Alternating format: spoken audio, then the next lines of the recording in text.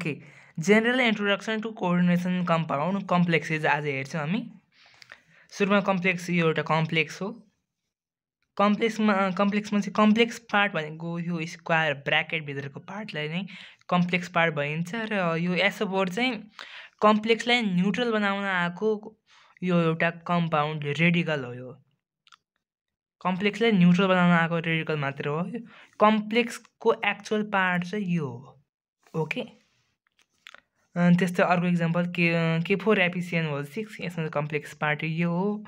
अनि यसलाई आयोनाइज गर्दाखेरि FeCN6 4- प्लस 4K+, यो भित्रको आयोनाइज हुँदैन किनकि यो कोअर्डिनेट कोभ्यालेन्ट बोन्ड भएर कोअर्डिनेट कोभ्यालेन्ट लिङ्केज भएर बसेको हुन्छ। यो दुईटा यो लिग्यान्ड हो, यो सेन्ट्रल मेटल आयोन, यिनीहरू कोअर्डिनेट कोभ्यालेन्ट लिङ्केजबाट बसेका हुन्छन्, त्यही भएर यिनीहरू टुक्रिँदैनन्। यो चाहिँ आयोनिक लिङ्केज भएको हुन्छ यिनी दुईटाको, अनि त्यो आयोनिक भन्दा पनि इलेक्ट्रोभ्यालेन्ट लिङ्केज भएको हुन्छ, अनि त्यही भएर यिनीहरू चाहिँ आयोन्समा टुक्रिन्छन्। भित्रको चाहिँ कोअर्डिनेट कोभ्यालेन्ट भएर टुक्रिँदैन। अब यो -4 हो, यो -4 यो यहीँ त्यही छ होइन। यो -4 चाहिँ residual excess charge after neutralization of central metal ion and ligand हो। यो सेन्ट्रल मेटल आयोन र यो लिग्यान्डको न्युट्रलाइजेसन पछि बचेको एक्सेस चार्ज आइदर पोजिटिभ ओर नेगेटिभ। जस्तै यहाँ प्लस इक्जाम्पलको रूपमा यहाँ +2 छ, यहाँ यो CN को चार्ज चाहिँ -1, 6 वटा छ, त्यही भएर -1 × 6 गर्दाखेरि -6 भयो। +2 -6 भनेको -4, त्यही आएको हो। यो बुझ्नुभयो नि। अब त्यही भएर हामीले कुनै पनि जस्तै यो CuNH3SO4 यिनीहरूमध्ये कुनै पनि एउटाको चार्ज हामीलाई अननोन दियो भने हामी निकाल्न सक्छौँ। दुईटाको भए पनि हामी निकाल्न सक्छौँ। हेर्नुहोस् है, ल दुईटाको त अलि ओके हेरौँ। यो हामीलाई अननोन छ अहिले मानौँ, यो पनि अननोन छ मानौँ है। जस्तै Cu+ छ यहाँ, अनि यसको चार्ज कति छ, एक्सेस चार्ज प्लस छ। 2+ फेरि न्युट्रलाइज भएर प्लसै भनेछ भने त्यसको चार्ज न्युट्रल हुनुपर्छ, अर्थात् 0 हुनुपर्छ NH3 को चार्ज, किनकि यो +2 न्युट्रलाइज भएर पनि +2 नै छ। अब SO4 चाहिँ यो कम्प्लेक्स पार्टलाई न्युट्रलाइज गर्न आएको हो।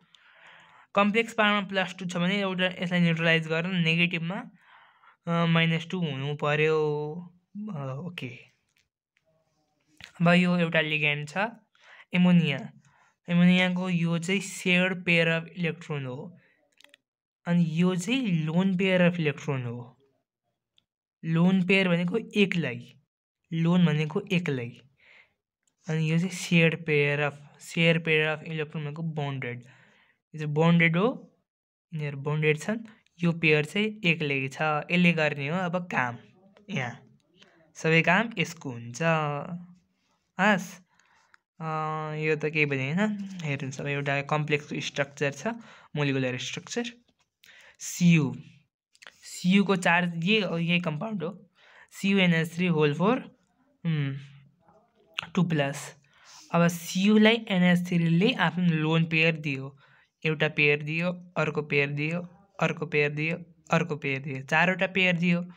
Cuसँग दुईटाको मात्रै कमी थियो, दुईटा एक्स्ट्रा भयो, त्यही भएर एक्स्ट्रा चार्ज +2 आयो। ओके, अब लिग्यान्ड भन्ने जाऊँ हामी।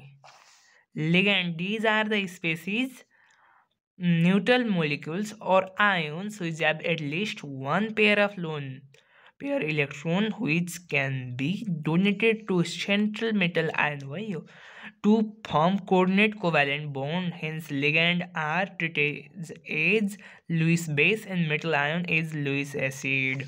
ओके, हेरौँ, लिग्यान्ड भनेको त्यस्तो एउटा स्पेसिज हो, आइदर न्युट्रल मोलिकुल्स हुनसक्छ और आयोन्स, जससँग एउटा लोन पेयर हुनै पर्यो, एटलिस्ट 1 लोन पेयर हुनै पर्यो, जुन त्यसले सेन्ट्रल मेटल आयनलाई दिन सक्छ। कुनै पनि मेटल आयन सेन्ट्रल मेटल आयनलाई दिन सक्नु पर्यो। अनि कोअर्डिनेट कोभ्यालेन्ट बन्ड फर्म पनि गर्न सक्नु पर्यो। ओके, त्यही भएर लिग्यान्डलाई लुइस बेस पनि भनिन्छ। ओके, लुइस बेस र लुइस एसिडलाई एकछिन हेरौँ। यहाँ पछाडि छ लुइस एसिड। लुइस एसिड भनेको एउटा species that can accept a pair of electrons to form a coordinate covalent bond. Lewis acid भनेको इलेक्ट्रोन पेयर एक्सेप्ट गर्न सक्ने, ओके। लुइस बेस चाहिँ इलेक्ट्रोन पेयर डोनेट गर्न सक्ने, एक्सेप्ट गर्न सक्ने एसिड, डोनेट गर्न सक्ने बेस। त्यही भएर लिग्यान्ड के भयो? लुइस बेस भयो, किनकि लिग्यान्डले इलेक्ट्रोन पेयर डोनेट गर्यो।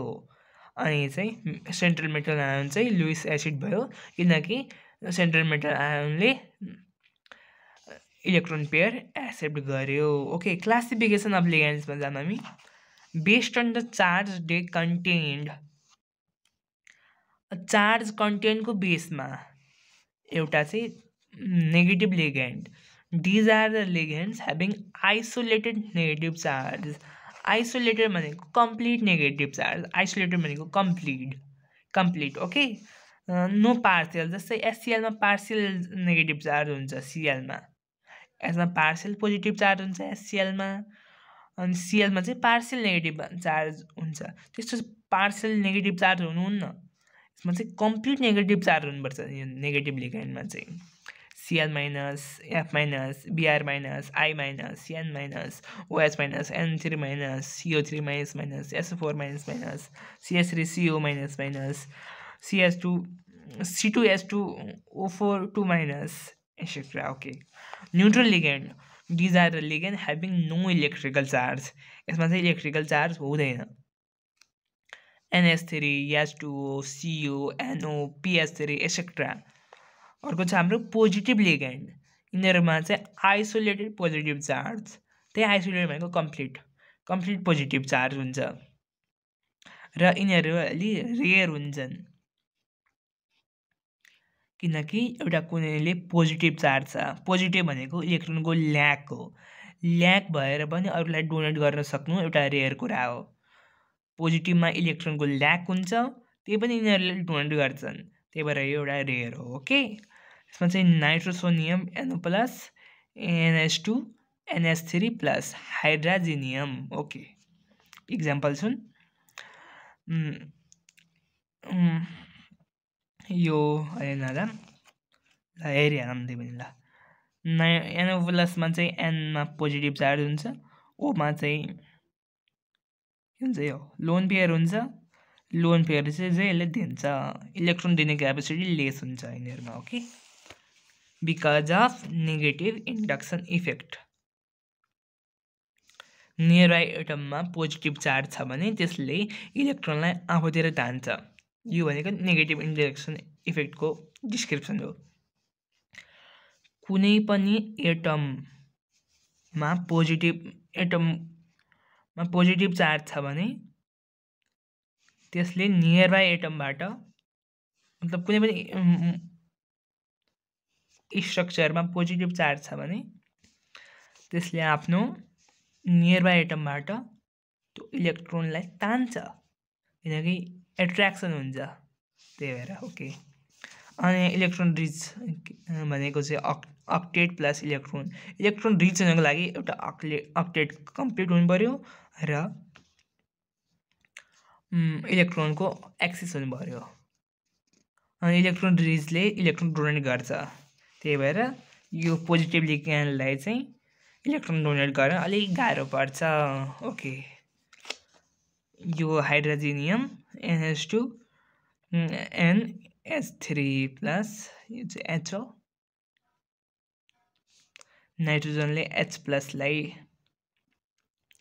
कोअर्डिनेट, नाइट्रोजनले H प्लससँग चाहिँ कोअर्डिनेट कोभ्यालेन्ट बन्ड बनाउँछ, यसको स्ट्रक्चरभित्र हो। ओके, अब हामी अर्को लेसनमा चाहिँ based on the number of donor atoms यो टपिक हेर्छौँ। ओके, यो पनि क्लासिफिकेसनै हो ल।